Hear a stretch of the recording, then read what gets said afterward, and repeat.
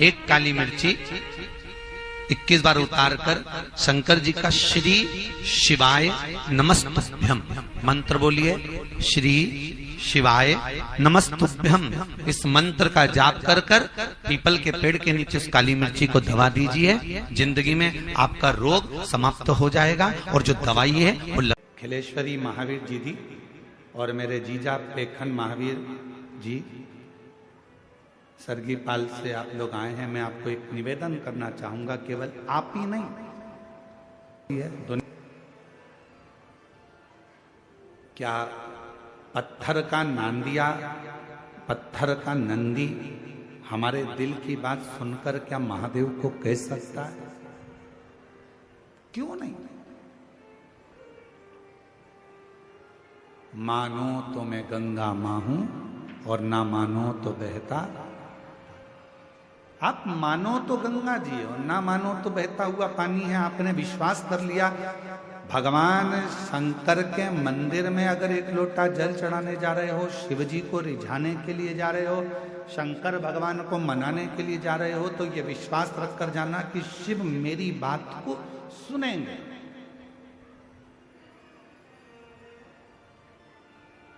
ओघड़दानी भगवान शंकर मेरे विश्वास पर, मेरे भरोसे पर दड़ी रहे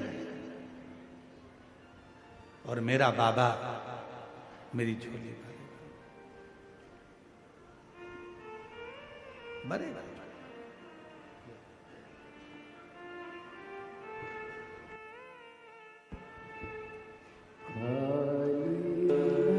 18 वर्ष के बाद बाबा देव अधिदेव महादेव ने संतान का सुख दिया।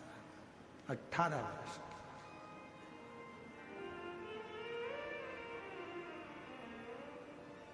वो लिख रही हैं कि मेरा विश्वास नहीं था क्योंकि मैंने सब दूर जाकर देख लिया, ऐसा कोई नहीं है जिसके दरवाजे पर मैं गई नहीं।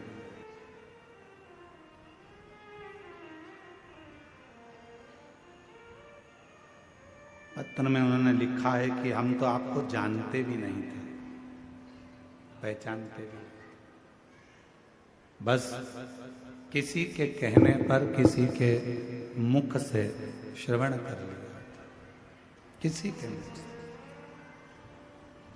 और विश्वास करा देवाधिदेव महादेव पर और एक लोटा जल भगवान शंकर को चढ़ाना प्रारंभ किया।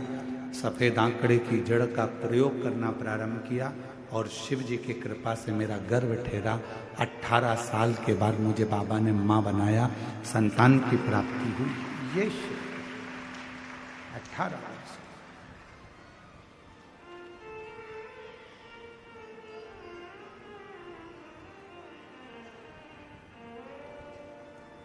मां आद्य शक्ति माता सती नंदी के पास जाकर बैठी है। क्यों? आप सबके स्मरण में रहना चाहिए कि मां पार्वती जी ने घोर तप किया था। इतना तप माता पार्वती जी ने करा, इतना तप मां पार्वती जी ने करा। तप करते करते माता पार्वती जी जब आखिरी में ऐसा लगने लगा कि शिव नहीं सुन रहे हैं, तब पार्वती जी ने नंदी, एक पार्थिव का नंदी बनाकर, शिव जी के साथ पार्थिव का नंदी बनाकर पूजन करी और नंदी से प्रार्थना करी, तो वो प्रार्थना शिव के दिल तक, हृदय तक पहुंचा, चाहे वो किसी भी अवस्था की हो। चाहे उस बेलपत्र का ये पत्ता आधा टूट गया हो, चाहे वो बेलपत्र का एक पत्ता भी पूरा टूट गया हो, चाहे वो बेलपत्र 2 पत्र की हो गई हो, चाहे वो बेलपत्र को कीड़ा खा गया हो, चाहे वो बेलपत्र खंडित हो गई हो, चाहे वो बेलपत्र किसी भी तरह की हो गई हो, चाहे वो बेलपत्र शंकर जी पे चढ़ी क्यों ना हो, चाहे वो बेलपत्र एक किताब में रखकर सूख गई हो, चाहे वो बेलपत्र के टुकड़े टुकड़े हो गए हो, चूरा चूरा हो गया हो, तो भी वो बेलपत्र मेरे शंकर भगवान स्वीकार कर लेते हैं।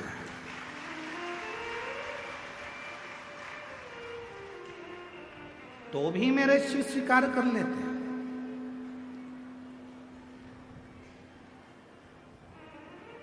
कभी अगर मौका लगेगा तो हम अपनी जिस गाड़ी से हम लोग आते जाते रहते हैं उस गाड़ी में हम लोग एक किताब रखते हैं शिव जी की, वो एक किताब रखते हैं। उस किताब में बेलपत्र को, ऐसे बेलपत्र को हम लोग रख लेते हैं। क्यों रखी रहेगी? हमारे पास में कहीं सफर में कहीं एकांत में एकांतेश्वर महादेव मिल गए, किसी ओटले पर चबूतरे पर शंकर का शिवलिंग मिल गया, पानी तो गाड़ी में रहता ही है, चढ़ाया, अपनी पुस्तक में से बेलपत्र निकाली, बाबा को चढ़ा दी और चढ़ाकर वापिस उठाकर हम रख लेते हैं।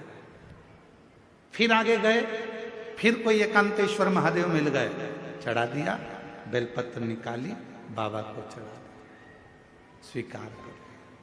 उस बेलपत्र में इतना बल उत्पन्न हो जाता है क्योंकि एकांतेश्वर महादेव में एकांत में शंकर भगवान बैठे हैं और आप उनकी आराधना कर कर वो बेलपत्र को चढ़ाकर स्वीकार कर कर जब औषधि के लिए लेकर आते हो तो बड़े से बड़े रोग पर भी वो बेलपत्र काम करना प्रारंभ कर देती है।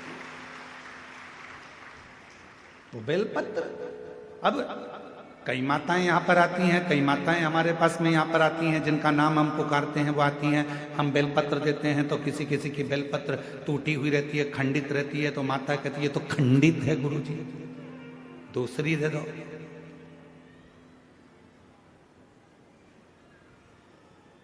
दूसरी दे दो।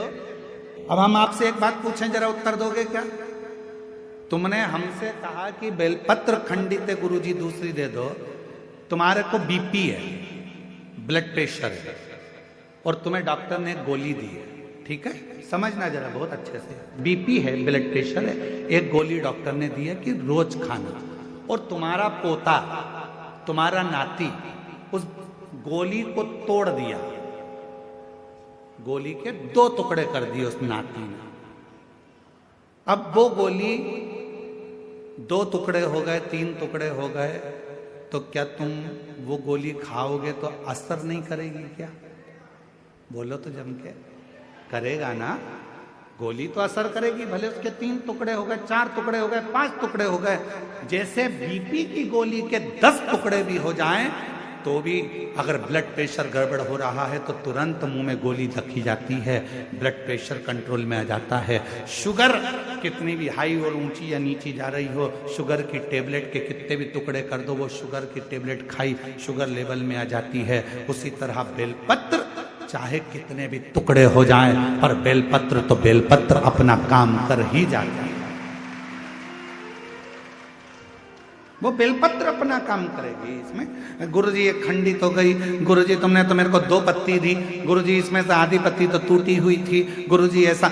अरे बेलपत्र वो भी शिव महापुराण की, सारी दुनिया चाहती है कि ये बेलपत्र हमको मिल जाए, पर भगवान की कृपा से यदि भाग्य से तुम्हारे हाथ में आ गई है तो उससे जोरदार किस्मत वाले तुम हो नहीं सकते। फिर वो आधी मिले, 1 मिले, जितनी मिले उसको स्वीकृत करे। वो अपना असर दिखाएगा,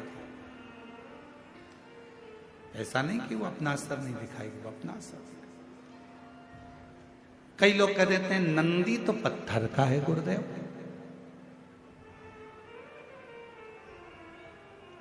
ये हम ही लोग तो विचार कर कर लोगों को सीख देते हैं कि नंदी पत्थर का है। ना ना ना ना,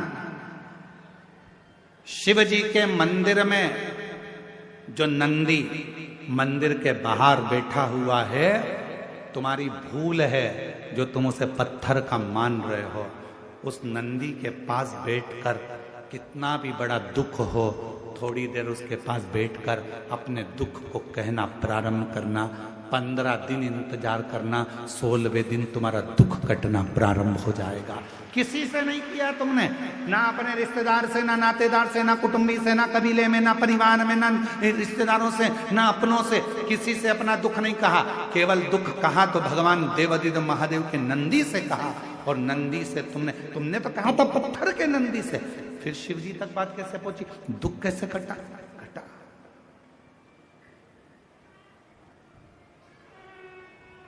एक पत्र है,